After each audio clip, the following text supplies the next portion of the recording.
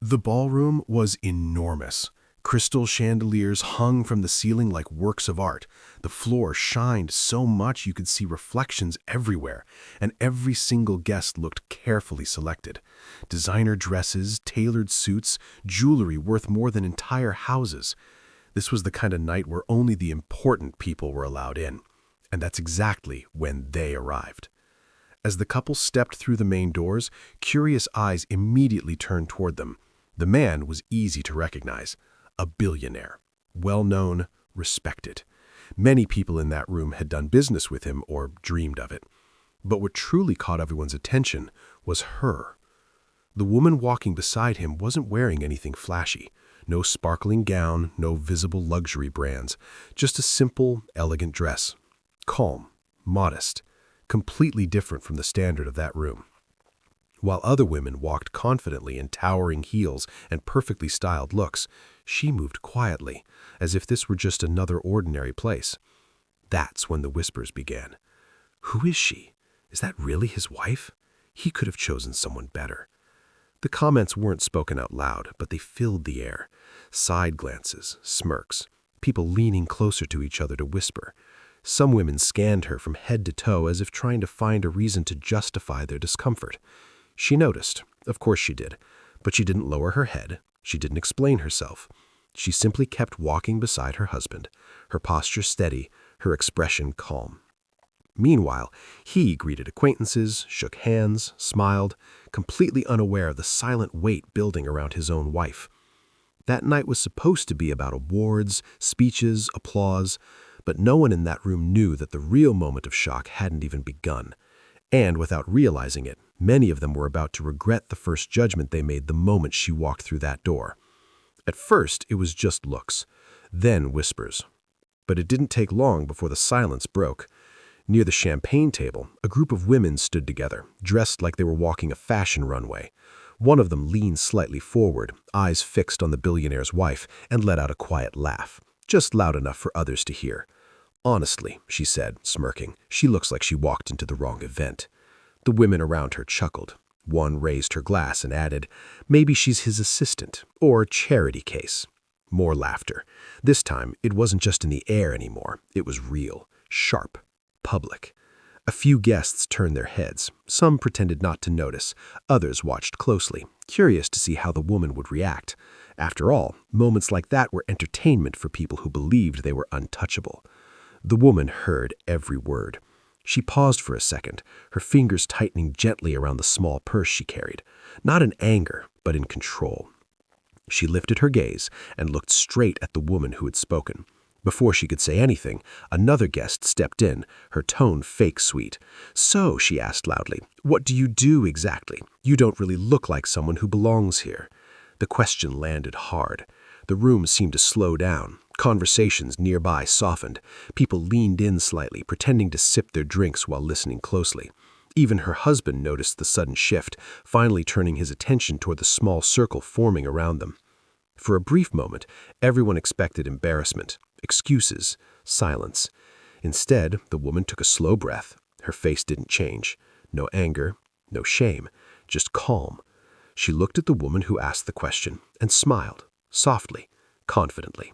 Then she spoke, and the first word that came out of her mouth wasn't in English. The laughter stopped. Glasses froze midair, and just like that, the room fell into a silence so heavy you could almost hear hearts beating. The room didn't just go quiet, it froze. The woman who had mocked her blinked twice, clearly confused.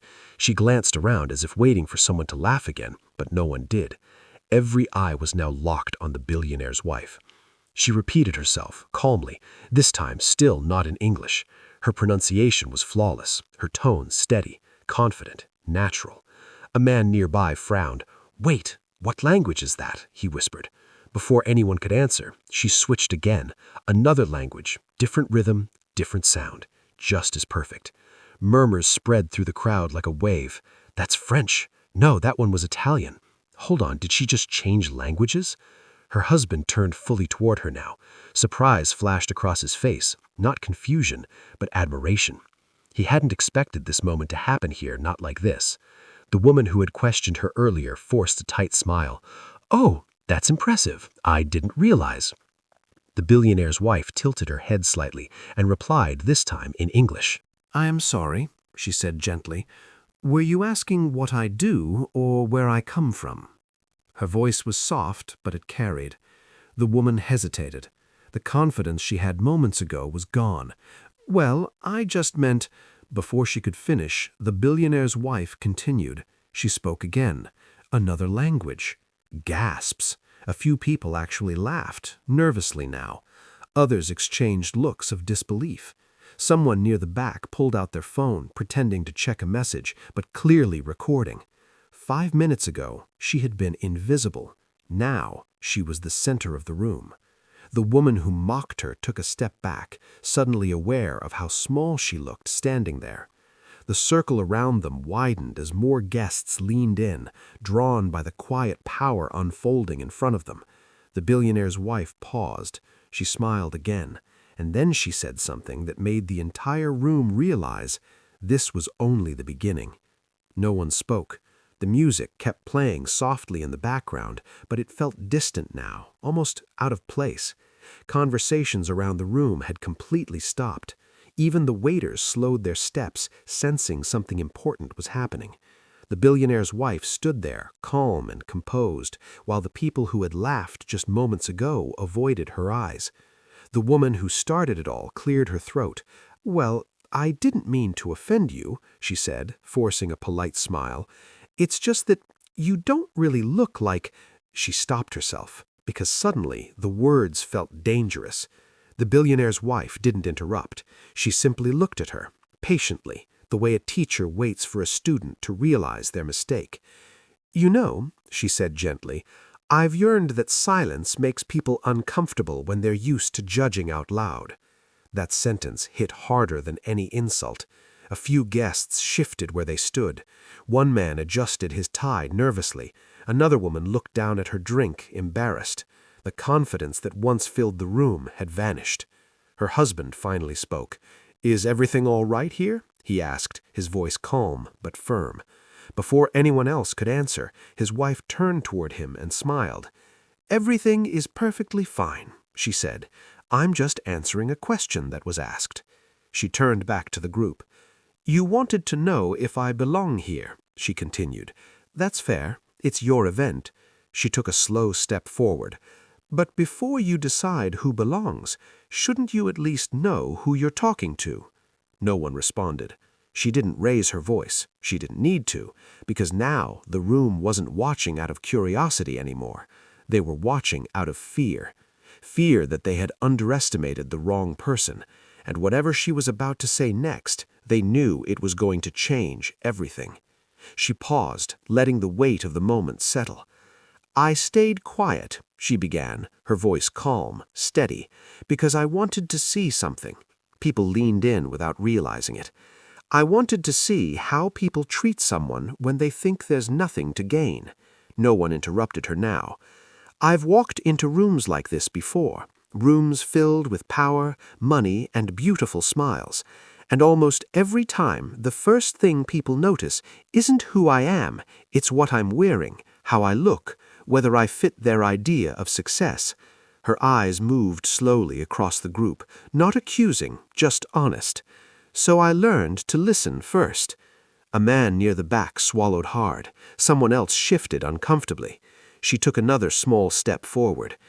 "You asked what I do," she said, looking directly at the woman who had mocked her. "I do many things, but more important than what I do is what I've learned." She switched languages again, briefly, just one sentence this time, then another, then back to English. "I learned that intelligence doesn't announce itself. It waits." Her husband watched her now with a look no one could mistake. Pride, deep, quiet pride. "You see," she added, "when you've spent your life being underestimated, you don't rush to correct people. You let them reveal who they are first." The room felt smaller now, tighter. "And tonight," she said softly, "many of you did." Silence followed, not awkward this time, heavy.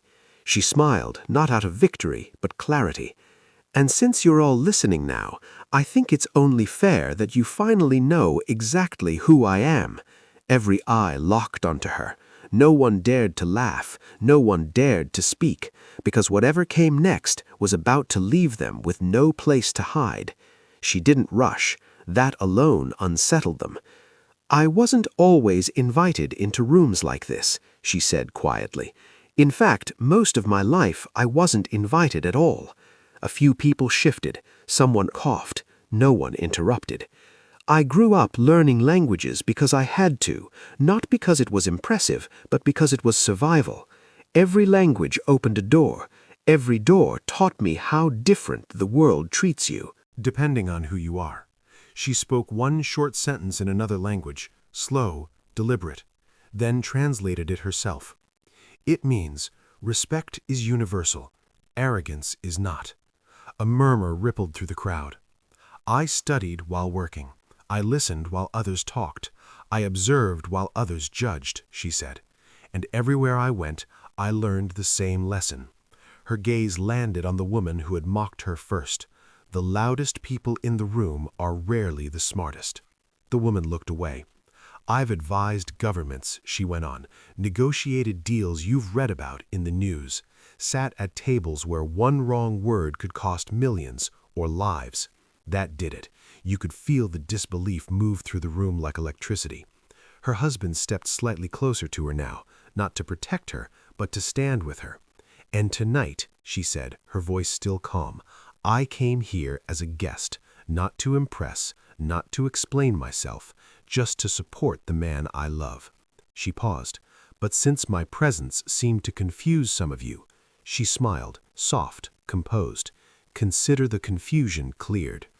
No applause followed, no words could, only stunned faces, lowered eyes, and the unmistakable realization that they had laughed at someone far more powerful than they ever imagined. No one laughed anymore.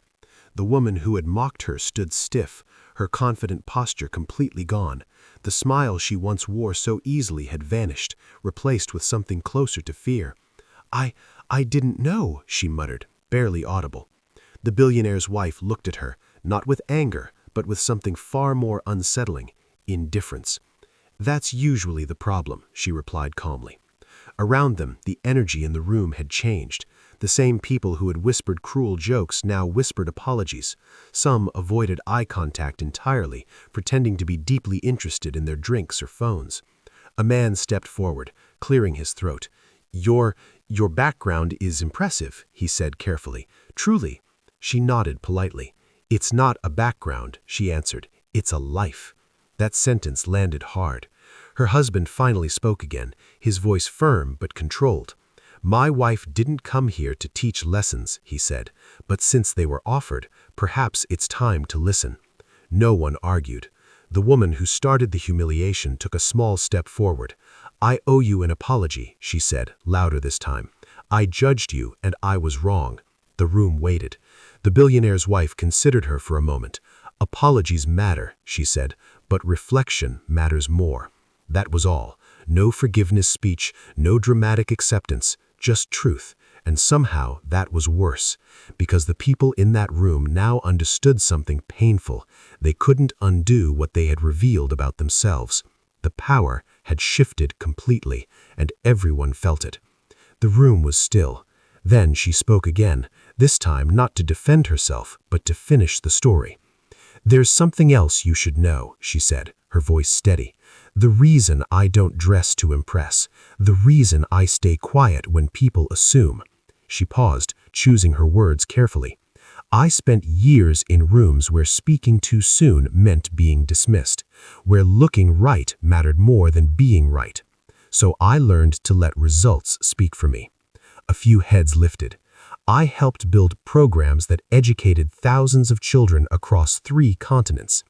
I mediated negotiations between companies that once refused to sit at the same table.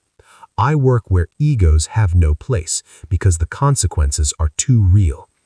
A wave of realization moved through the crowd. Someone whispered, "That was her." "Yes," she said, answering the unspoken question. "Those initiatives, those policies, that international foundation you praise every year," she looked around the room slowly. "I helped create it." Gasps. Hands covered mouths, eyes widened.